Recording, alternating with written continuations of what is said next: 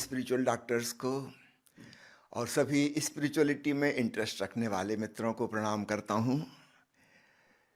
मैं आपको स्मरण दिलाना चाहता हूँ, आज से करीब 52 साल पहले अहमदाबाद मेडिकल कॉलेज में ओशो ने एक प्रवचन दिया था जिसका शीर्षक है मेडिसिन और मेडिटेशन। ओशो ने इसमें बताया कि ये दोनों शब्द मेडिसिन और मेडिटेशन जिस मूल ग्रीक शब्द से बने हैं उसका भावार्थ है हीलिंग, चिकित्सा। मेडिसिन बाहर से हीलिंग का प्रयास करती है और मेडिटेशन भीतर से स्वस्थ की दिशा में हमें ले जाता है। तो दोनों अलग अलग नहीं है, दोनों का भावार्थ एक ही है, हीलिंग। एक आउटर हीलिंग है, एक इनर हीलिंग है। थोड़ा सा मैं हिस्ट्री पर चलूँगा, मेडिकल साइंस की हिस्ट्री के कुछ लैंडमार्क्स। ऐसा समझिए, सन 1900 के करीब करीब पहला दर्द निवारक औषधि एस्प्रिन खोजी गई और उसका प्रचार प्रसार हुआ। 1935 में पेनिसिलिन पहला एंटीबायोटिक खोजा गया। इसके पहले भी पिछले 200-300 सालों से मेडिसिन का विकास चल रहा था, लेकिन वो लगभग नगण्य था, कुछ खास प्रोग्रेस नहीं हुई थी। अचानक प्रोग्रेस की शुरुआत आप समझिए 1935-1940 के बाद हुई, जब पहला एंटीबायोटिक बना। 1950 में एवरेज उम्र सारी दुनिया की 35 साल थी। आज सन 2024 में एवरेज आयु 70 साल हो गई, पूरा डबल, दो गुनी। तो पिछले 60-70 सालों में ही बहुत तीव्रता से औषधि का विकास हुआ है। और चूंकि औषधि की शुरुआत बाहर से हुई, शरीर को ट्रीट करने के लिए फिजिकल उपायों द्वारा, फिजियोथेरेपी द्वारा, मेडिसिन के द्वारा। 1922 में पहला हार्मोन इंसुलिन खोजा गया, पहली बार किसी मरीज को दिया गया। इसके पहले तक डायबिटीज के सारे मरीज 35 साल के पहले पहले समाप्त हो जाते थे। स्वामी विवेकानंद उसी आयु में समाप्त हो गए। डायबिटीज की वजह से बचाने का कोई उपाय नहीं था। 1950 के आसपास वैक्सीनेशन की खोज हुई और बड़ी बड़ी सफलताएं मिलनी शुरू हुई। सबसे बड़ी सफलता स्मॉल पॉक्स, चेचक का रोग समाप्त हुआ। इसी प्रकार फिर अन्य बहुत से वायरल इन्फेक्शन पर कंट्रोल आना शुरू हुआ। सर्जरी का तेजी से विकास हुआ। जैसे जैसे फिजिक्स के इक्विपमेंट्स बढ़ते गए, इन्वेस्टिगेशंस के साधन बढ़ते चले गए, सूक्ष्म से सूक्ष्म बीमारियां पकड़ में आने लगीं और सर्जरी ने आशातीत सफलता हासिल की। मेडिसिन के क्षेत्र में भी आशातीत सफलता मिली। हार्मोन्स की खोज, वैक्सीन की खोज, विटामिन्स की खोज, सही न्यूट्रिशन क्या होना चाहिए, उसके डिफरेंट प्रोटीन्स, कार्बोहाइड्रेट किस मात्रा में हमें ज़रूरी हैं, वैज्ञानिक ढंग से पहली बार पता चला। और उसी का परिणाम है कि 1950 में जहां औसत उम्र 35 साल होती थी, आज लगभग 75 साल बाद औसत उम्र 70 के आसपास पहुंच गई है और आने वाले 5-6 साल में 75 तक भी पहुंच जाएगी। इसी बीच में मनोविज्ञान का विकास हुआ। ये एक बिल्कुल नई शाखा थी विज्ञान की। विज्ञान की अन्य शाखाओं से हम परिचित हैं, फिजिक्स, केमिस्ट्री इत्यादि इत्यादि।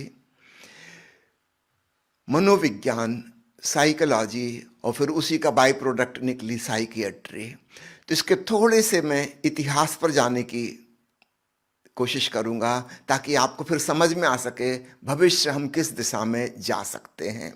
क्या विज्ञान और अध्यात्म का मिलन संभव है? हाँ, क्योंकि दोनों ही मनुष्य को स्वस्थ बनाने के उपाय हैं। एक उपाय बाहर से करता है, औषधि के द्वारा, शल्य चिकित्सा के द्वारा, और ध्यान उपाय करता है भीतर, चेतना के द्वारा। हम अपने होने के 3 तल समझें: तन, मन, चेतन, बॉडी, माइंड, कॉन्शसनेस। तो फिजिकल बॉडी पर और अपनी बायोकेमिस्ट्री पर काम करती हैं मेडिसिन्स और सर्जरी। चेतना पर काम करता है ध्यान। हम अधिक से अधिक जागरूक सुपर कॉन्शियसनेस की दिशा में गति करने लगते हैं। बीच में है मन। मन ना तो ठोस पदार्थ की तरह है और ना ही सूक्ष्म चेतना की तरह है। ये दोनों का कॉम्बिनेशन है। कुछ कुछ देह जैसा और कुछ कुछ आत्मा जैसा। याद रखिएगा, शरीर और आत्मा का जो जोड़ बनेगा वह जोड़ दोनों के समान होना चाहिए, कुछ कुछ, तभी वह जोड़ बन सकता है। तो मन मध्य में है, एक सेतु का कार्य करता है। जैसे नदी के इस पार और उस पार दोनों को जोड़ने वाला पुल होता है ना, ब्रिज। तो ब्रिज दोनों तरफ से जुड़ा होता है, तभी वह जोड़ पाता है। हमारा मन ठीक ऐसा ही है। तो इस मन के संबंध में थोड़ी सी बातें करूंगा। मनोचिकित्सा किस दिशा में जा रही है उस संबंध में बात करूंगा, और फिर ध्यान क्या कर सकता है और इनका मिलन एक सुखद संयोग कैसे बन सकता है उस दिशा में बात करूंगा। थोड़ी सी चर्चा में शुरू करना चाहूँगा। अभी जो पिछले 3-4 साल में नए एडवांस हुए हैं, शायद बहुत लोगों को पता नहीं होगा, मैं बताना चाहूँगा कि उम्र बढ़ाने की दिशा में एक नया प्रयोग वैज्ञानिकों ने किया है। पहले खरगोशों के ऊपर प्रयोग किया गया है। बूढ़े खरगोशों को युवा खरगोशों का रक्तदान दिया गया, ये देखने के लिए कि क्या होता है। ये बिल्कुल ही हाइपोथेटिकल था, कुछ पता नहीं था क्या होगा, लेकिन आश्चर्यजनक परिणाम आए। करीब 2 महीने तक हर हफ्ते थोड़ा थोड़ा खून, जवान खून वृद्ध खरगोश को दिया गया और उसके बुढ़ापे में परिवर्तन आना शुरू हो गया। एक प्रकार का रिजुविनेशन शुरू हो गया। फिर ऑटोप्सी करके देखा गया कि क्या क्या फर्क पड़े भीतर के अंगों में। तो पाया गया कि किडनी में, लिवर में, स्प्लीन में, हार्ट में, लंग्स में, बोन्स में, मैरोज में, सभी जगह फर्क पड़ गए हैं।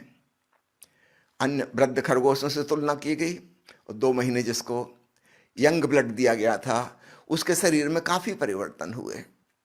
अब सवाल ये उठा कि क्या इसके मस्तिष्क में भी परिवर्तन हुए। इसके लिए फिर बड़ी लंबी जांच पड़ताल की गई। हम सब जानते हैं BBB शार्ट में जिसको कहते हैं ब्लड ब्रेन बैरियर। मस्तिष्क में हमारे खून की लाल रक्त कणिकाएं, सफेद रक्त कणिकाएं, red blood cells, white blood cells, ये सब नहीं जाती, केवल लिक्विड जाता है, सेल्स नहीं जाती। तो शरीर के अन्य अंगों में तो सेल्स जाती हैं। तो वहां तो समझ में आया कि अंगों में परिवर्तन शुरू हो गया, ज्यादा युवा अंग होने लगे, ज्यादा स्वस्थ होने लगे। क्या मस्तिष्क पर भी प्रभाव पड़ा, क्योंकि मस्तिष्क में तो सेल्स नहीं जाती। पाया गया कि वृद्ध खरगोश के मस्तिष्क में भी युवापन आ रहा है। फिर और लंबे प्रयोग किए गए 6 महीने के, और पाया गया कि 6 महीने में काफी कुछ परिवर्तन हो गए। वे वृद्ध खरगोश जिनकी स्मृति कमजोर हो गई थी, उनकी स्मृति पुनः वापस लौटने लगी। शारीरिक कमजोरी तो दूर हुई ही, मानसिक तीव्रता, इंटेलिजेंस का भी पुनः विकास हुआ। जैसे यंग खरगोश की बुद्धि होती थी वैसी बुद्धि वृद्ध खरगोश की फिर से होने लगी। और फिर कुल मिला के देखा कि उनकी औसत आयु में काफी परिवर्तन हो गया। जिनको 2 महीने यंग खरगोश का खून दिया गया था वो अन्य खरगोशों की तुलना में 2 साल और ज्यादा लंबा जिए। अब एक बात सिद्ध हो गई कि ब्लड सेल्स तो चूंकि ब्रेन में नहीं जाती, केवल प्लाज्मा जाता है, वो जो तरल पदार्थ है खून का।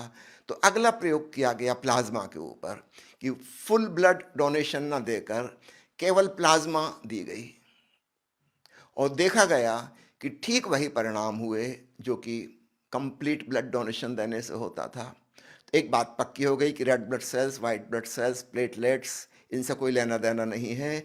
ये जो रिजुविनेशन हो रहा है, प्लाज्मा में ही कोई ऐसा पदार्थ है जो परिवर्तन ला रहा है। अब इस दिशा में काफी रिसर्च चल रही है कि वह केमिकल कौन सा है।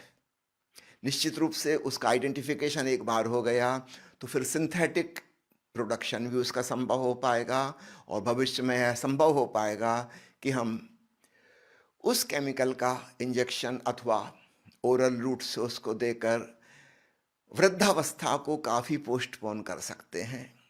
ऐसी उम्मीद लग रही है कि आदमी की उम्र बड़ी आसानी से 200, 250, 300 साल तक हो सकती है, और ये बुढ़ापे वाली उम्र नहीं होगी, युवावस्था लंबी हो जाएगी। शरीर के सभी अंग इंक्लूडिंग द ब्रेन सभी रिजुविनेट होते रहेंगे, और हर कुछ साल के बाद इनको पुनः रिजुविनेट किया जा सकता है। तो इस दिशा में काफ़ी क्रांतिकारी खोज चल रही है।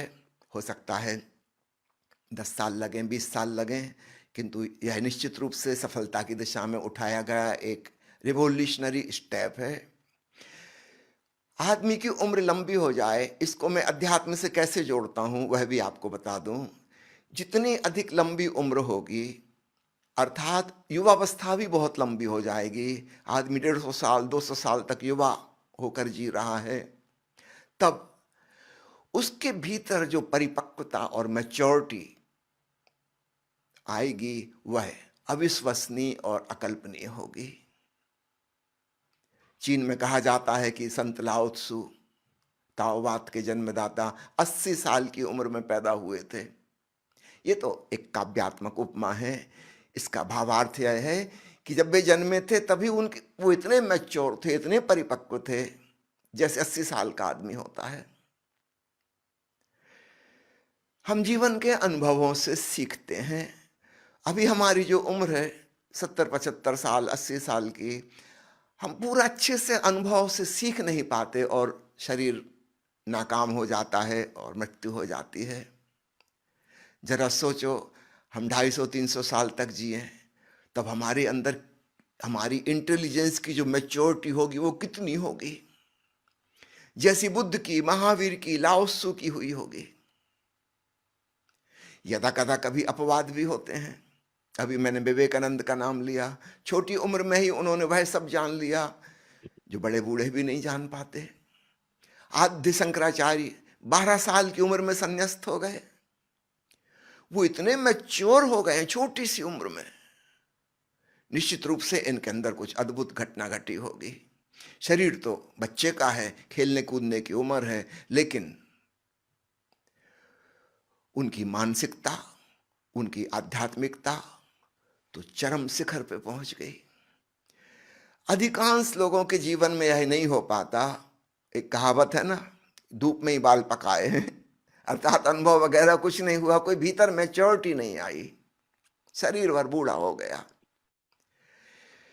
यदि हमारी औसत उम्र बहुत लंबी हो सके तो निश्चित रूप से हमारे भीतर अनुभव से एक मैच्योरिटी आएगी जो क्रमशः हमें स्पिरिचुअलिटी की ओर ले जाएगी। प्राचीन युग में हम जानते हैं, हिंदू धर्म व्यवस्था में 4 आश्रम कहे जाते थे। 25 साल शिक्षा के, 25 साल गृहस्थ जीवन के, फिर 25 साल वानप्रस्थ और अंतिम 25 साल संन्यास्त होने के। 75 साल तक होते होते जिंदगी के सारे सुख दुख सब नेगेटिव पॉजिटिव देख लिए। सबके प्रति एक वैराग्य फलित हो जाता है, अनासक्त भाव उत्पन्न हो जाता है और व्यक्ति अपनी अंतर यात्रा करने लगता है, ध्यान में डूबने लगता है, वह अध्यात्म की ओर उन्मुख हो जाता है। अगर उम्र 300-400 साल हो तो कहना ही क्या। अधिकांश लोगों के जीवन में ये जो टर्निंग पॉइंट है, जो बुद्ध महावीर के जीवन में आया, जो शंकराचार्य और विवेकानंद के जीवन में आया, वो लगभग सभी के जीवन में आने लगेगा। अभी हम बचकाने ढंग से जिंदगी जीते हैं, सच पूछो तो हमारा बचपना जाता ही नहीं, और किशोरावस्था में जाके कहीं हम अटक जाते हैं। सेकेंड वर्ल्ड वॉर के बाद जब बड़े पैमाने पर सैनिकों का मानसिक विश्लेषण किया गया और उनकी आईक्यू नापी गई तो पता चला औसत आईक्यू 14 साल है। अब शारीरिक उम्र किसी की 40 साल है, 45 साल है, 50 साल है, मेंटल एज 14 साल के आसपास जाकर अटक कर रह गई। क्यों?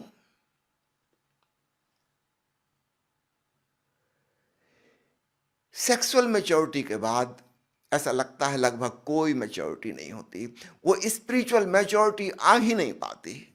काश हमारी उम्र बहुत लंबी हो। अधिकांश लोगों के जीवन में स्पिरिचुअल मैच्योरिटी आएगी और वे परमात्मा को, समाधि की परम अवस्था को जानेंगे, निश्चित रूप से जानेंगे, क्योंकि टर्निंग इन, भीतर की तरफ मुड़ने का वो अवसर उन्हें प्राप्त हो जाएगा। अभी बाहर की दुनिया में ही उलझे रहते हैं, खेल खिलौनों में, कुछ बचपन के खेल खिलौने, कुछ किशोर अवस्था के, कुछ जवानी के, और जीवन से विदा हो जाते हैं। अगर लंबी उम्र हो तो वह समय आएगा जब सारे खेल खिलौनों के प्रति हमारा मोह भंग हो जाएगा और तब हम अध्यात्म में उत्सुक होंगे और साधना में लगेंगे। दूसरा पॉइंट मैं आपको बताना चाहता हूं, एंटीबॉडीज के बारे में बहुत रिसर्च चल रही है और खासकर कोविड पेंडेमिक आने के पश्चात एक बड़ी चुनौती सामने है।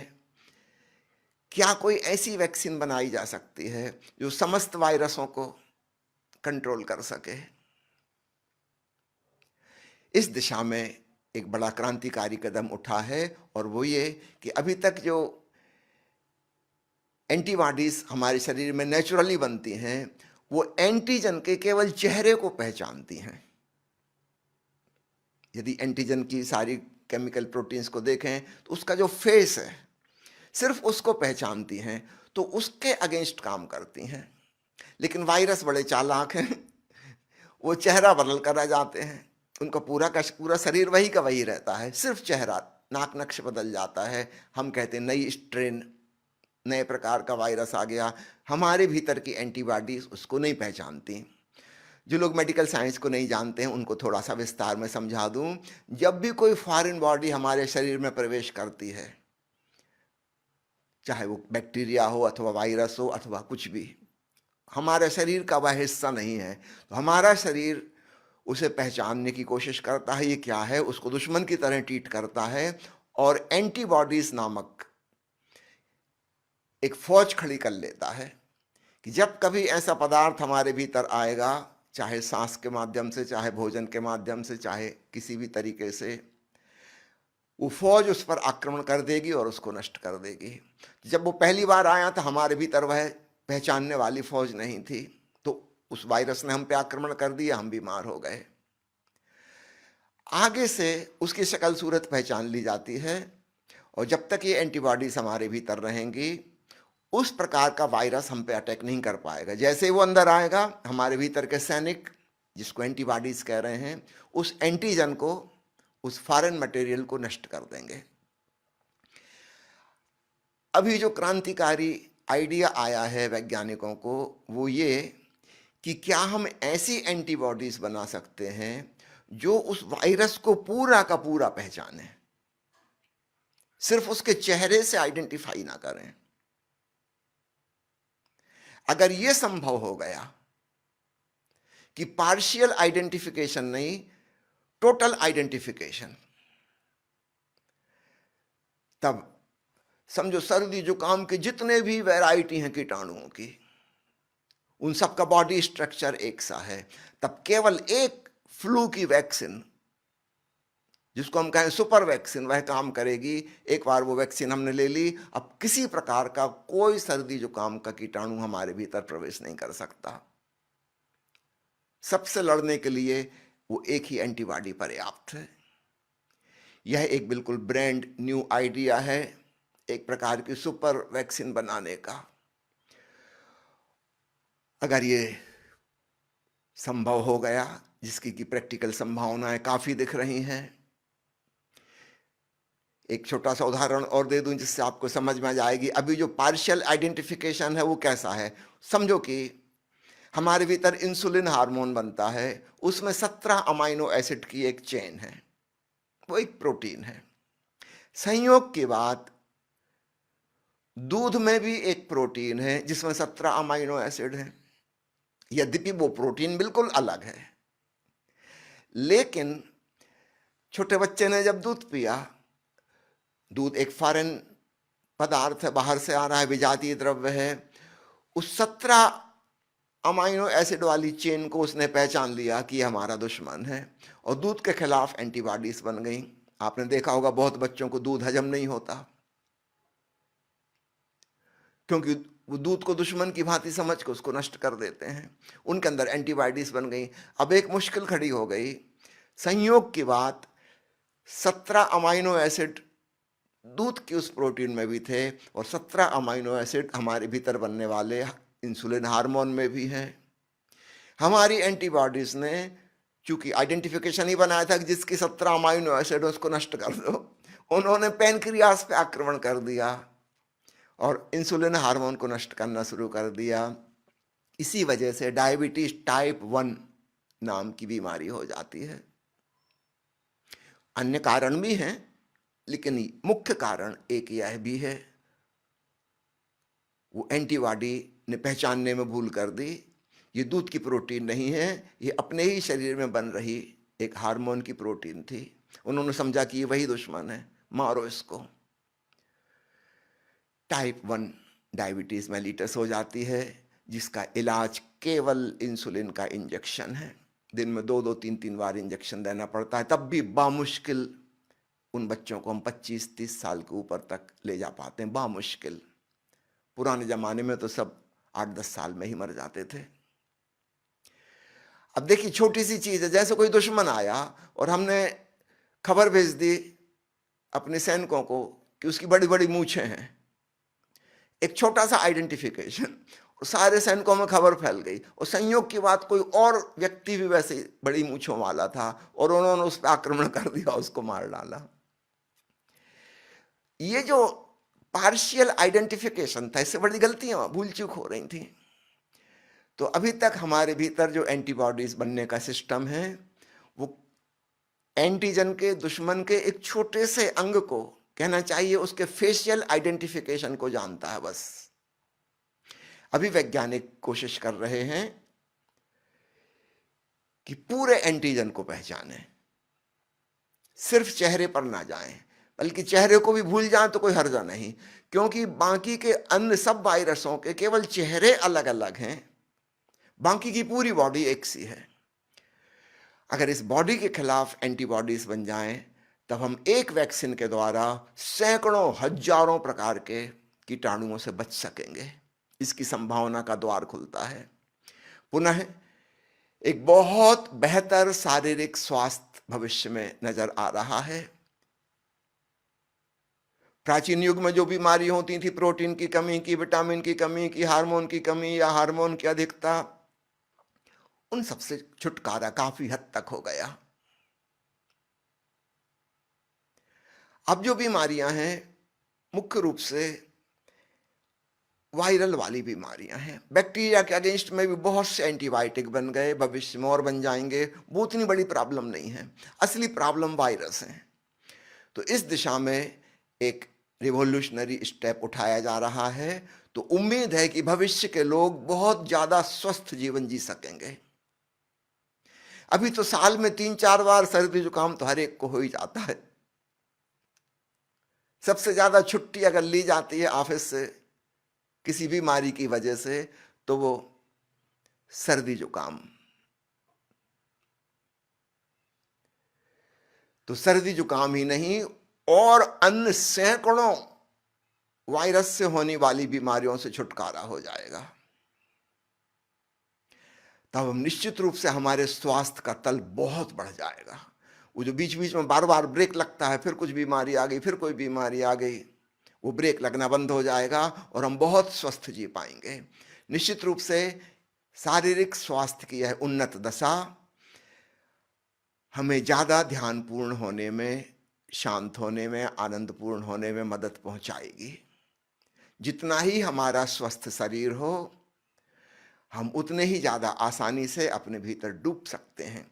अगर शरीर में कहीं कष्ट बना है, कोई तकलीफ है, तो हमारी सारी चेतना वहां केंद्रित हो जाती है, हम स्वयं की ओर नहीं जा पाते। तो ध्यान में डूबने में जो तकलीफ है, वो या तो तन का कोई कष्ट है या मन का कोई कष्ट है। वो हमारे लिए बाधा बन जाते हैं, क्योंकि हमारी पूरी चेतना वहां फोकस बन जाती है। वो इमरजेंसी है। पैर में अगर कांटा गड़ा है तो सारा ध्यान पैर पे जाएगा, जरूरी है, क्योंकि कांटा निकालना है। काश हमारा शरीर खूब स्वस्थ होता चला जाए और ये बारंबार बारंबार छोटी छोटी बीमारियों के अटैक होते रहते हैं, इनसे छुटकारा मिल जाए, तो हमारी ऊर्जा स्वयं की तरफ आसानी से उन्मुख हो सकेगी। और तब हम पाएंगे भविष्य में मेडिकल साइंस की यह कंट्रीब्यूशन स्पिरिचुअलिटी के लिए भी बहुत मददगार साबित हो जाएगी। अब मैं तीसरे पॉइंट पर आता हूं, वो है मनोरोग, मानसिक बीमारियां। प्राचीन युग में यदा कदा किसी को कोई मानसिक रोग होता था, अक्सर उनको होता था जो मेंटली रिटार्डेड हैं, जिनका ब्रेन डेवलप नहीं हो पाया, बाई बर्थ कुछ डिफेक्ट है। आज स्थिति बिल्कुल दूसरी हो गई है। आज सुशिक्षित, सभ्य, सुसंस्कृत, पढ़े लिखे, बहुत ज्यादा बुद्धिमान, प्रतिभाशाली लोगों को मानसिक रोग हो रहा है। और अमेरिका जैसे उन्नत देश में हर 4 में से 1 व्यक्ति मानसिक रोग से ग्रस्त हो चुका है। ये आज के फिगर हैं। और भविष्य का जो ग्राफ पोटेंशियल दिखाई दे रहा है वो है कि आने वाले 10 साल के अंदर 50% लोग मनोरोगी हो जाएंगे, और ये ग्राफ आगे बढ़ता ही चला जाएगा। मैं तो कई बार मजाक में कहता हूं कि अभी हमको पागल खाने बनाने पड़ते हैं। हो सकता है भविष्य में स्वस्थ खाने बनाने पड़े, जो थोड़े बहुत ठीक ठाक लोग बचे उनको सुरक्षित रख लो, बाकी पूरी दुनिया पगलाई जा रही है। इतने ज्यादा मनोरोग ऑलरेडी एक पेंडेमिक का रूप ले चुके हैं। महामारी नहीं, विश्वमारी। फिर से दोहरा दूं, psychiatric illnesses have taken the form of A pandemic already, और भविष्य बहुत ज्यादा खतरनाक होने वाला है। और इसका कारण क्या है? इसमें हम कुछ कर क्यों नहीं पा रहे? मेडिकल साइंस को जो सफलता पिछले 50-60 साल में मिली है, मेडिसिन के द्वारा, सर्जरी के द्वारा, उस सफलता की वजह से एक अहंकार और एक जिद आ गई है कि जिस प्रकार हमने शरीर की बीमारियों को ठीक कर लिया, उसी प्रकार हम मन की बीमारियों को ठीक कर लेंगे। यहां पे बहुत बड़ी भूल हो रही है। शरीर और उसकी बायोकेमिस्ट्री और फिजिकल ऑर्गन्स, ये फिजिक्स केमिस्ट्री का हिस्सा है। निश्चित रूप से इनको फिजिकल और केमिकल उपायों से ठीक किया जा सकता है। मन कुछ और है। वह विचारों से, स्मृतियों से, कल्पनाओं से, विश्वासों से, मान्यताओं से, धारणाओं से निर्मित है।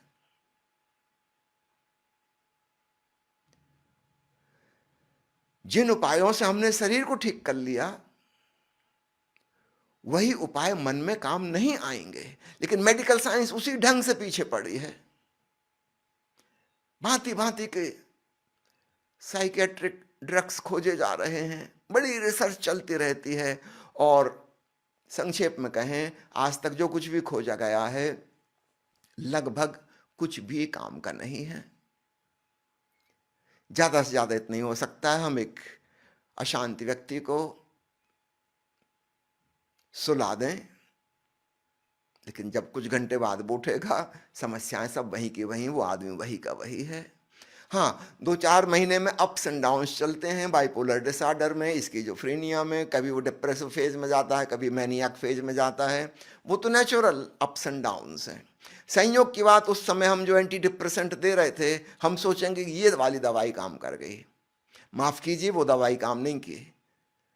दोबारा आप इसी दवाई को फिर देंगे, काम नहीं करेगी। वो संयोग की बात था, वो नेचुरल उस समय ठीक हो रहा था। ठीक नहीं हो रहा था, वो डिप्रेशन से मैनियक की तरफ जा रहा था। बीच में एक ट्रांजिशनल फेज था जिसमें लग रहा था कि ठीक है, ठीक भी कुछ नहीं था। साइकेट्री में जितनी भी दवाइयां आज तक खोजी गई हैं, इनकी सफलता हम 1% से ज्यादा नहीं कह सकते। 99% बिल्कुल फेल हो गई हैं। एक नया आइडिया उस पर काम किया जाना जरूरी है। जैसे हमने बैक्टीरिया और वायरस के अगेंस्ट में वैक्सीन बना ली प्रिवेंटिव, क्या हम वैसा कोई प्रिवेंटिव उपाय कर सकते हैं मनोरोगों के लिए?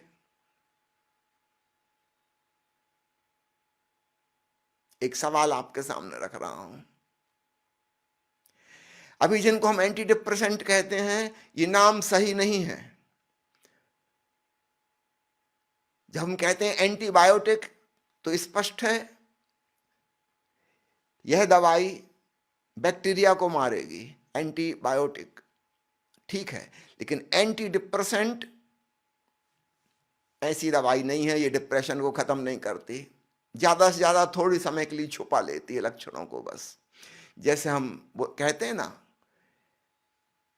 Non steroidal anti inflammatory drug, Hindi में कोई नाम नहीं तो हम कहते हैं दर्द निवारक औषधि। दर्द निवारक नहीं है, केवल दर्द का पता नहीं चलने देती थोड़ी देर के लिए, उस बीमारी को ठीक नहीं करती। ऐसे ही हमारी एंटी डिप्रेसेंट हैं, छुपा लेती हैं लेकिन बीमारी को ठीक नहीं करती। थोड़ा सा हिस्ट्री पे चलें साइकेट्रिक इलनेस की।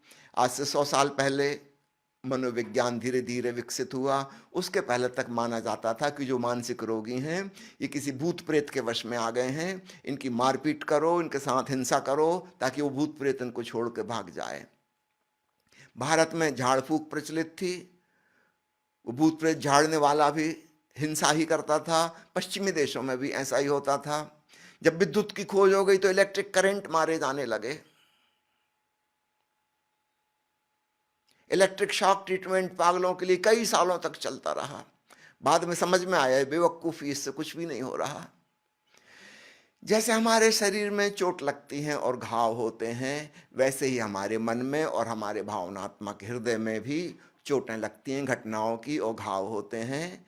इसलिए जिस प्रकार शरीर के घाव हैं ऐसे ही मन के घाव भी हैं। कोई भूत प्रेत ने नहीं पकड़ लिया है, उन घावों की हीलिंग करनी होगी। और निश्चित रूप से वे बाहर की मलहम पट्टी से और औषधि से नहीं होंगे ठीक, उनके लिए किसी और तल पे चलना होगा। यहां से मैं आपको दिशा देना चाहता हूं स्पिरिचुअलिटी की ओर।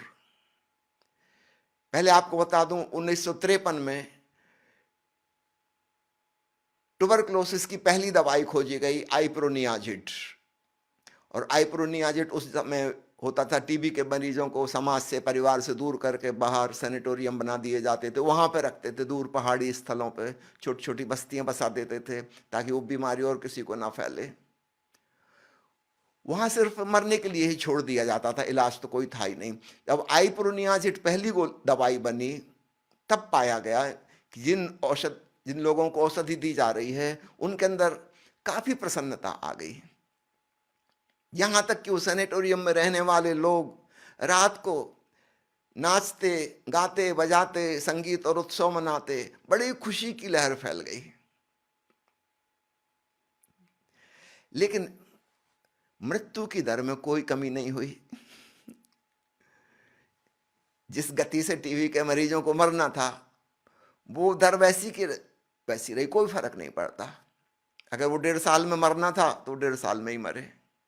आइप्रोनियाजिड का कोई असर टीबी पर नहीं हुआ। फिर ये बात सोची जाने लगी कि ये मरीज इतने खुश कैसे हुए। तब संयोग की बात थी तो वो टीबी की दवाई, तब समझ में आ गया कि कहीं ना कहीं इसने इनके मन पर असर किया है, इनका डिप्रेशन दूर हो गया। टीबी के मरीज को जो डिप्रेशन हो जाता था कि मैं लाइलाज बीमार हूं, बस मरने वाला हूं, 1 साल 2 साल 3 साल जितना भी, अब तो मरना ही है, उस अवसाद को समाप्त कर दिया आइप्रोनियाजिड ने। तो टीबी के कीटाणु तो नहीं मरे, वो आदमी जिंदा तो नहीं बचे, लेकिन जितने दिन वो जिंदा रहे काफी प्रसन्न रहे। तब स्पष्ट हो गया कि आइप्रोनियाजिड डिप्रेशन की औषधि है, टीबी की औषधि नहीं है। फिर टीबी के लिए तो उसको देना बंद कर दिया गया, फिर नई नई दवाई आ गई। 1960 के दशक में पता चला कि आइप्रोनियाजिड डिप्रेशन के जिन मरीजों को दी गई थी, डिप्रेशन से तो नहीं मरे लेकिन हेपेटोटॉक्सिसिटी, उनका लिवर खराब हो गया और उससे मरे। 1960 के दशक के बाद आइप्रोनियाजिड सारी दुनिया से बंद कर दी गई, केवल फ्रांस में प्रचलित रही।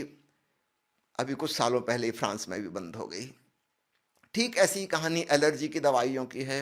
1950 के दशक में हिस्टामिन की और एंटीहिस्टामिनिक्स की खोज शुरू हुई। इस खोज में दो ड्रग्स बड़े इंपॉर्टेंट नजर आए। एक था क्लोरप्रोमाजीन, जिसका ब्रांड नेम लार्जेक्टिल, और एक इमिप्रामिन। एंटीहिस्टामिनिक की तरह ये खोजे गए थे एलर्जी की बीमारी को ठीक करने के लिए, किंतु पाया गया कि एलर्जी की बीमारी में इनका कोई खास योगदान नहीं है। और जैसा कि वो टीवी वाली इलाज के संग हुआ, ऐसे ही पता चला कि जिन एलर्जी के पेशेंट को साइकोसिस की बीमारी थी या डिप्रेशन की बीमारी थी, तो दवाई तो दी गई थी एलर्जी के लिए, लेकिन उनके साइकोसिस या डिप्रेशन में फर्क पड़ने लगा। और तब यह स्पष्ट हो गया कि ये दवाइयाँ एंटीहिस्टामिनिक होते हुए भी एलर्जी पे काम नहीं कर रही। और सन 1957 में मनोचिकित्सा के लिए इमिप्रामिन को as a tricyclic antidepressant घोषित किया गया। अवसाद, चिंता, ओसीडी, फोबिया, जिसको हम भय विकार कहते हैं, इन सब के इलाज के लिए इमिप्रामिन 1957 से प्रचलित हो गया। अब धीरे धीरे खोजबीन आगे चली और क्लोरोप्रोमाजीन जो था वो साइकोसिस में, बाइपोलर डिसऑर्डर में, उसमें काम आने लगा। अन्य जगह भी उसका उपयोग अभी करते हैं, उदाहरण के लिए नौशिया, वॉमिटिंग, उल्टी, चक्कर, उनमें भी काम आती है वो दवाई, मल्टीपर्पज, लेकिन मुख्य रूप से मानसिक रोगियों के लिए काम आती है। तो आइप्रोनियाजिड, टीबी वाली दवाई, और इन दवाइयों के बीच में लिंक क्या है, उसकी खोज करते करते वैज्ञानिक पहुंचे सेरोटोनिन पे, जिसको 5-HT यानी 5-हाइड्रोक्सीट्रिप्टामिन भी कहते हैं। और पता चला कि इसमें हमारे मूड्स को बदलने की, हम जो एक्सपीरियंस कर रहे हैं जगत का, उसमें चेंज लाने की, मन के भीतर जो रिवार्डिंग सिस्टम है ब्रेन का, उसको बेहतर बनाने की, सीखने की क्षमता, स्मृति और मेमोरी को रिटेन करने की क्षमता बढ़ाने की गुणवत्ता है। आपको जानकर हैरान होगा, प्रकृति में बहुत सी चीजें हैं जिनमें सेरोटोनिन की मात्रा काफी पाई जाती है। उदाहरण के लिए अखरोट, डार्क चॉकलेट, इनमें सेरोटोनिन बहुत है। फलों में अनानास, केला, कीवी फ्रूट, आलू बुखारा, और सब्जियों में मशरूम और टमाटर, इनमें भी सेरोटोनिन की काफी मात्रा पाई जाती है। धीरे धीरे धीरे साइकेट्रिक ड्रग्स के पीछे जो मैकेनिज्म है वो पकड़ में आनी शुरू हुई, और सेरोटोनिन नामक पदार्थ बहुत महत्वपूर्ण है, यह पकड़ में आना शुरू हुआ। इसके बाद फिर एक नया जंपॉल लगा अभी सन 2017 में, 7-8 साल पहले। सेरोटोनिन से विकसित करते करते केटामाइन तक पहुंचे थे, और इसको एसएडी नामक एक बीमारी होती है जिसमें सामाजिक डर पैदा होता है। किसी से मिलने जुलने में आदमी भयभीत हो जाता है, संकुचित हो जाता है, किसी के सामने जाना नहीं चाहता, इंटरव्यू में घबरा जाता है, इसको कह लें सामाजिक भय, एसएडी। उसमें केटामिन को बहुत इफेक्टिव पाया गया। और अभी 2017 में पता चला कि डिप्रेशन के जो मरीज पुरानी एंटी डिप्रेसेंट से ठीक नहीं हो रहे थे, उनमें केटामाइन बहुत इफेक्टिव हो गई। लेकिन केटामाइन में एक खतरा है, यह मतिभ्रम, हेलुसिनेशन पैदा कर देती है, काल्पनिक लोक में ले जाती है। एक प्रकार का यूफोरिया वाला इफेक्ट इसमें है, फॉल्स फीलिंग ऑफ वेलबीइंग।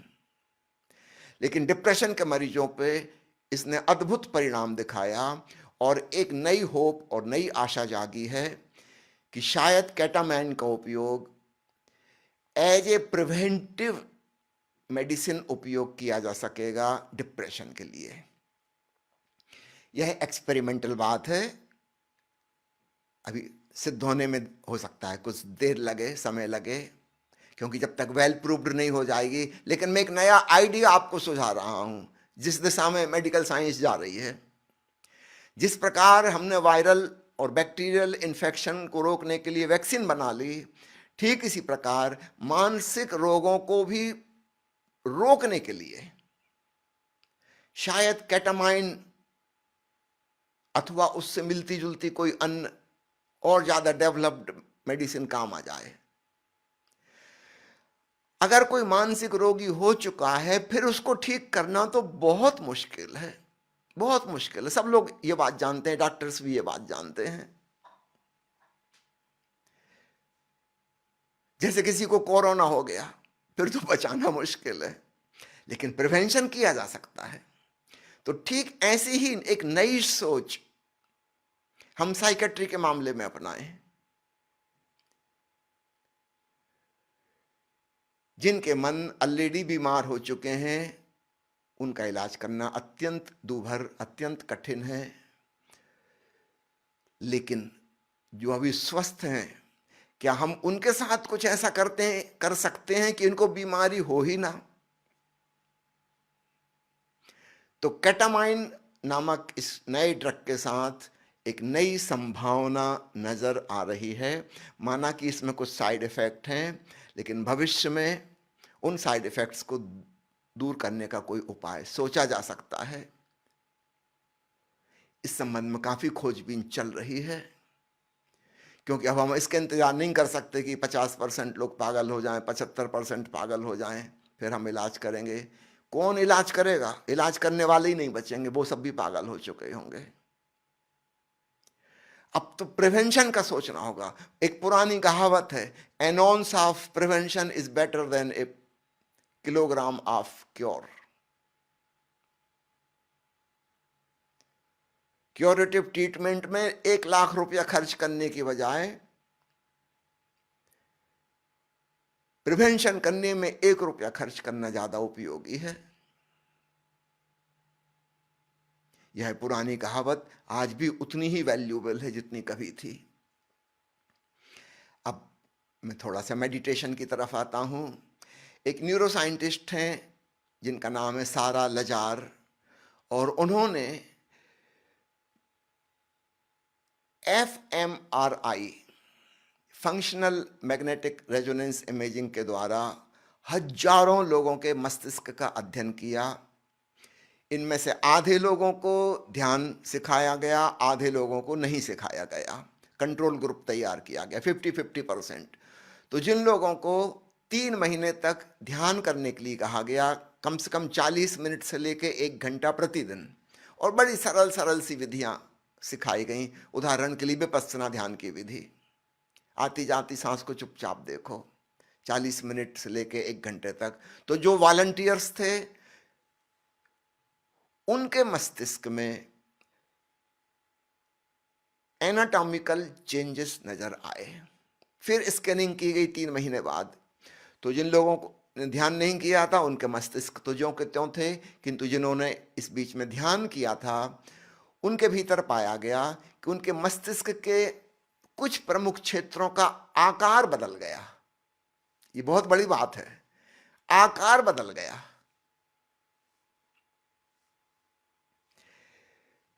गहरे रिलैक्सेशन में, विश्राम में ले जाने वाले, शांति में ले जाने वाले, ज्यादा प्रेमपूर्ण और हृदयपूर्ण बनाने वाले, सहानुभूति और करुणा भाव को जगाने वाले जो क्षेत्र हैं। अब वैज्ञानिकों ने, न्यूरो साइंटिस्ट ने ब्रेन में अलग अलग केंद्र पहचान लिए हैं।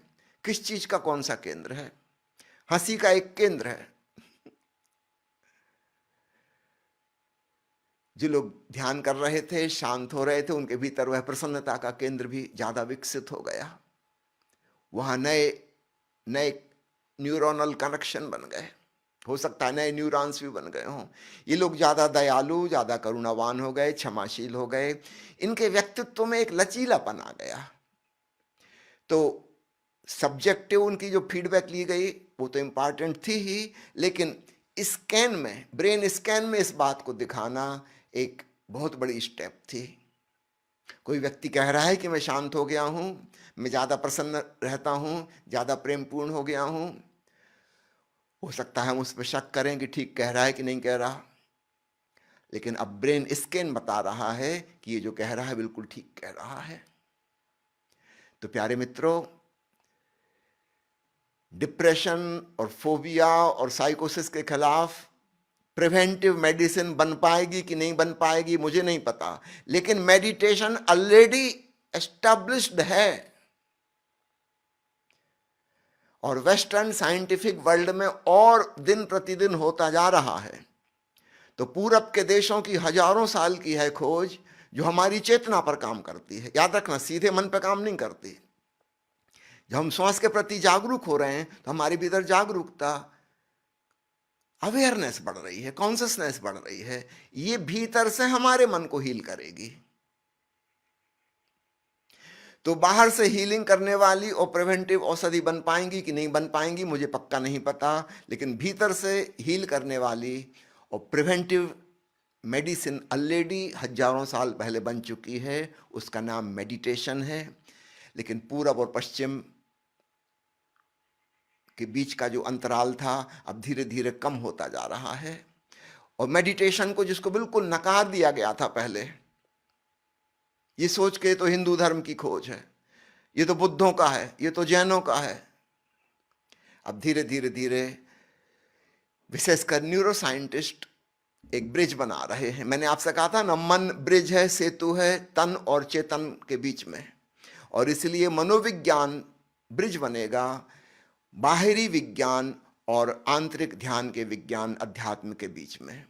तो साइंस और स्पिरिचुअलिटी के बीच में वो जो सेतु का काम करेगा वह मनोविज्ञान करेगा, और उस दिशा में काफ़ी काफ़ी महत्वपूर्ण घटनाएं ऑलरेडी घट रही हैं। और निकट भविष्य में मैं देख पाता हूं कि मेडिटेशन मेडिकल साइंस का एक हिस्सा होगा। एक और आखिरी बिंदु पर संक्षिप्त चर्चा करूंगा, और वह है मृत्यु के बारे में। अभी तक हमने बात की जीवन के बारे में, लंबी हमारी उम्र हो, बेहतर हमारा स्वास्थ्य हो, अच्छा हमारा मन हो, लेकिन कितनी लंबी उम्र हो, आखिर मृत्यु तो होगी ना। जिस चीज की शुरुआत हुई उसका समापन होगा। मेडिकल साइंस ने मृत्यु को बिल्कुल इग्नोर कर दिया गया है। जीवन की शुरुआत पे हमने कितना ध्यान दिया, जन्म की कितनी केयर ली जाती है, प्री नेटल केयर। अभी मां गर्भवती भी नहीं हुई तभी से शुरू हो गई, गर्भकाल के दौरान उसकी केयर ली जाएगी। बच्चे के जन्म की कितनी केयर ली जाती है, जरा कोई भूल चूक ना हो जाए। आज से 100 साल पहले आपको जानकर हैरानी होगी, छोटे बच्चों के मरने की दर कितनी ज्यादा थी। 1975 में जब मैं मेडिकल स्टूडेंट था तब का सरकारी आंकड़ा आपको बताता हूं, जितने बच्चे पैदा होते थे हमारे देश में, उसमें से 50% बच्चे 14 साल की उम्र के पहले मर जाते थे। पुरानी बात नहीं, 1975 की बात है। 50% death before the age of 14, और इसमें सबसे ज्यादा डेथ मृत्यु के तुरंत बाद ही होती थी या साल 1.5 साल के अंदर हो जाती थी। तो मेडिकल साइंस ने बहुत काम किया। पेरीनेटल डेथ रेट एकदम कम हो गया। अब यदा कदा ही कभी सुनने में आपको आएगा कि किसी बच्चे का जन्म हुआ और वो मर गया, शायद कोई मैन्युफैक्चरिंग डिफेक्ट, जन्मजात कोई बीमारी होगी शायद इसलिए, या बाहर की मेडिकल सपोर्ट नहीं मिल पाई होगी इसलिए, अन्यथा मेडिकल साइंस काफ़ी डेवलप हो गई। तो जन्म के इर्द गिर्द हमने बहुत सुरक्षा का इंतजाम किया है, बड़ी हमने केयर ली है। कितने महीने बाद कौन सा टीका लगना है, हर माँ अपने बच्चे को लेकर ठीक समय पर अस्पताल पहुंच जाती है। न्यूट्रिशन कैसा होना चाहिए, कितना वेट बढ़ रहा है, सभी चार्ट मेंटेन करते हैं। तो बड़ी फिक्र की गई जन्म की और जन्म के बाद की। क्या आपको ऐसा नहीं लगता कि मृत्यु की भी ऐसी फिक्र की जानी चाहिए?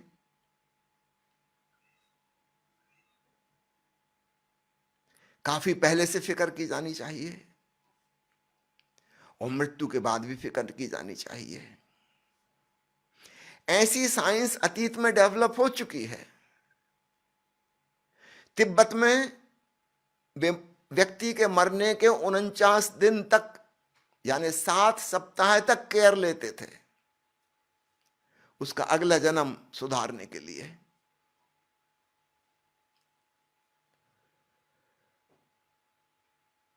हमारे देश में प्राचीन युग में कैसी आत्मा जन्म ले इसके लिए बड़ा इंतजाम किया जाता था, दाम्पत्य जीवन कैसा हो,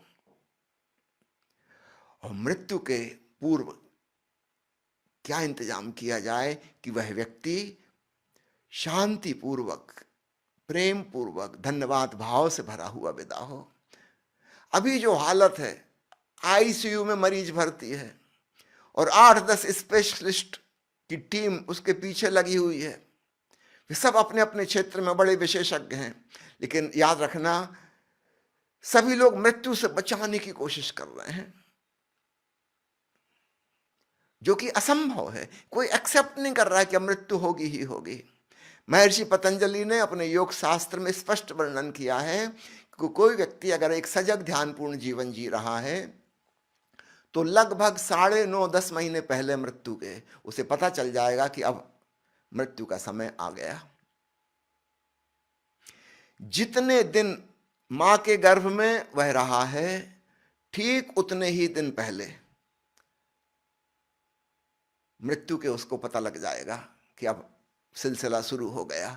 जैसे शरीर से जुड़ा था धीरे धीरे धीरे, लगभग 280 दिन लगे थे गेस्टेशन पीरियड में, ठीक ऐसे ही औसत 280 दिन पहले उसको पता लग जाएगा कि अब शरीर से कोई चीज छूट रही है, आत्मा दूर जा रही है। पूरी जाने में भी 280 दिन लगेंगे। ये बातें अतीत में खोजी जा चुकी हैं। हमारे प्यारे सदगुरु ओशो ने ठीक 284 दिन पहले बता दिया कि अब जाने का समय आ गया। 10 अप्रैल 1989 उन्होंने अंतिम प्रवचन दिया और कहा कि आज के बाद मैं नहीं बोलूंगा। 19 जनवरी 1990 को उन्होंने देह त्यागी, ठीक 284 दिन। वो gestational period 280 plus minus 1 week होता है। क्या मेडिकल साइंस को इस दिशा में काम नहीं करना चाहिए कि हम पहले ही पता लगा लें और फिर उस व्यक्ति को अनावश्यक टार्चर ना करें, जबरदस्ती इंक्यूबेटर लगा के और नकली सांस चला के और खींचे जा रहे हैं लंबा बिना काम के। वो भी परेशान, उसके परिवार वाले भी परेशान हैं, और अंत में जब उसकी डेथ होगी उसका परिवार का कोई व्यक्ति मौजूद नहीं होगा, उसका कोई परिजन वहां मौजूद नहीं होगा। अपरिचित अनजान लोग के बीच में वह तड़फता हुआ विदा होगा, क्योंकि सब उसको बचाने की कोशिश कर रहे हैं, वो भी बचने की कोशिश कर रहा है, किसी प्रकार मौत ना हो। नहीं, जरा सोचो ऐसा हम जन्म के साथ अगर करें कि किसी प्रकार जन्म ना हो पाए, सब लोग रोकने का इंतजाम करें, तो जन्म तो होके रहेगा लेकिन फिर बड़ा बहुत ही कष्टदायी हो जाएगा, क्योंकि पूरे आसपास का माहौल और मेंटालिटी, और बच्चे की मां भी सोच रही है कि जन्म ना हो, वो भी रोकने की कोशिश कर रही है, और बाहर से हम सारे उपाय कर रहे हैं कि जन्म ना हो। जन्म एक भयंकर घटना बन जाएगा। ऐसा ही हमने मौत को बना दिया है, बचाने की कोशिश कर रहे हैं, ना मर पाए ना मर पाए। भाई क्यों ना मर पाए? जैसा हमने जन्म को स्वीकारा था ठीक वैसे ही बड़े भाव से, प्रेम से, धन्यवाद सहित उस व्यक्ति को विदा होना चाहिए शांतिपूर्वक। और अच्छा हो उसको 9-10 महीने पहले पता लग जाए। पतंजलि ने तो कहा है कि ध्यानी व्यक्ति को पता चल जाता है। चलो मेडिकल साइंस ऐसे इक्विपमेंट बना ले जहां उसको पहले ही पता लगना शुरू हो जाए कि अब कोई जीवन ऊर्जा, कोई एनर्जी छोड़ रही है, शरीर से दूर जा रही है, और ऐसे इक्विपमेंट बन सकते हैं। ये जो अंतिम 9-10 महीने होंगे वह व्यक्ति अपनी पूर्णता से, अपने भाव से जी ले। जो जो कोई बात छूट गई थी जिंदगी में, नहीं कर पाया था, वो अच्छे से कर ले, क्योंकि अभी आखिरी दिन है। उसका जीवन अध्यात्म की ओर अचानक उन्मुख हो जाएगा। निश्चित रूप से ऐसा व्यक्ति जिसको पता है कि अब आखिरी 10 महीने हैं, वो बाहर की चीजों में अब रस न लेगा, उसका रस स्वयं के भीतर हो जाएगा। अब उसको लगेगा मैं उस आत्मा को जान लूं, अपने भीतर विराजमान परमात्मा को जान लूं। यह देह छूट जाएगी, वह आत्मा तो तब भी रहेगी, शाश्वत और सनातन और अविनाशी। वह मैं कौन हूं? उसके ये अंतिम 9-10 महीने आत्मज्ञान की दिशा में उन्मुख हो जाएंगे। तो मेडिकल साइंस को भविष्य में इस दिशा में काम करना चाहिए। मृत्यु के आसपास का माहौल बहुत शांतिपूर्ण, आनंदपूर्ण, उत्सवपूर्ण, प्रेमपूर्ण हो। आईसीयू में इंक्यूबेटर लगा के नहीं, अपने परिवार वालों के बीच अच्छा हो, कोई ध्यान के शिक्षक भी वहां मौजूद हों। तिब्बत में वे ऐसा ही करते थे। मृत्यु के पहले भिक्षु आ जाते थे, लामा आ जाते थे, पहले से ही तैयारी शुरू करवा देते थे। उसको वो कहते थे बार्डो का प्रयोग। भविष्य में पुनः बार्डो के प्रयोग विकसित होने चाहिए। उस व्यक्ति को सुझाव दिया जा सकता है कैसे मृत्यु होगी, तुमको क्या क्या करना है, कैसे रिलैक्स होते जाओ, इसके बाद फिर क्या होगा। 2 जन्मों के बीच का जो गैप है उसके बारे में उसको जानकारी दी जाए। जैसे प्रीनेटल, पोस्टनेटल, पेरीनेटल केयर करते हैं, ठीक ऐसे ही मृत्यु के पहले, 2 मृत्युओं, जन्म और मृत्यु के बीच में और जन्म के पश्चात पूरी इंफॉर्मेशन उसको फीड की जा सकती है। और तो हम पाएंगे उसकी मृत्यु एक अभिशाप नहीं बल्कि एक वरदान हो गई। तो प्यारे मित्रों, मेडिसिन और मेडिटेशन वेस्ट और ईस्ट में खोजी गई ये 2 साइंस, अध्यात्म को भी मैं साइंस कहता हूं, it is the science of consciousness. और मन इन दोनों के बीच में है, वो ओवरलैपिंग है। तो बाहर से भी कुछ कुछ हेल्प हो सकती है और भीतर से ज्यादा हेल्प हो सकती है। तो बाहर से जो किया जा रहा है स्वागत है उसका, भीतर से भी बहुत कुछ किया जा सकता है। उसके लिए अपने हृदय खोलो। मेडिसिन और मेडिटेशन दोनों मिलके एक कंबाइंड साइंस बनेगी, दोनों का कॉम्बिनेशन। वह एक पूर्ण स्वास्थ्य जो हमें संपूर्ण रूप से जिंदगी जीने की कला भी सिखाए स्वस्थ होकर, और एक स्वस्थ मृत्यु भी हमारी हो। एक नए शब्द का इस्तेमाल कर रहा हूं मैं, स्वस्थ मृत्यु। स्वस्थ का मतलब केवल हीलिंग ही नहीं है। संस्कृत का स्वस्थ शब्द अत्यंत महत्वपूर्ण है। उसका अर्थ है स्वयं में स्थित होना, जिसे हम कहें आत्मज्ञान, ब्रह्मानुभूति, स्वयं के भीतर स्थित हो जाना। ऐसे व्यक्ति की मृत्यु स्वस्थ मृत्यु होगी। वह स्वयं के भीतर डूब जाएगा और तब पाएगा कि अरे, शरीर ने सांस लेना बंद कर दिया, हृदय ने धड़कना बंद कर दिया, मैं तो ज्यों का त्यों हूं। ओशो की एक किताब है, मैं मृत्यु सिखाता हूं। एक अन्य किताब है, मरो है जोगी मरो। एक तीसरी किताब अंग्रेजी में है, the art of dying. Art of living अपने आप में अधूरा है, क्योंकि उसका क्लाइमैक्स डेथ, आप उसको कैसे इग्नोर कर सकते हो। आर्ट ऑफ डाइंग भी आनी चाहिए, तब जाके एक संपूर्ण जीवन मृत्यु का विज्ञान जिसे हम कहें, तब जन्म से लेकर मृत्यु तक हमारा सब कुछ अत्यंत सुंदर, अत्यंत स्वस्थ, आनंदपूर्ण, शांतिपूर्ण, प्रेमपूर्ण हो सकता है। तो भविष्य की तरफ कुछ इशारे मैंने किए हैं, उस दिशा में ऑलरेडी कुछ कदम उठाए जा रहे हैं, उठाए जाने चाहिए, उस तरफ भी मैंने इशारा किया। बहुत बहुत धन्यवाद, मेरी बातों को इतने प्रेम और शांति से आपने सुना। जय ओशो।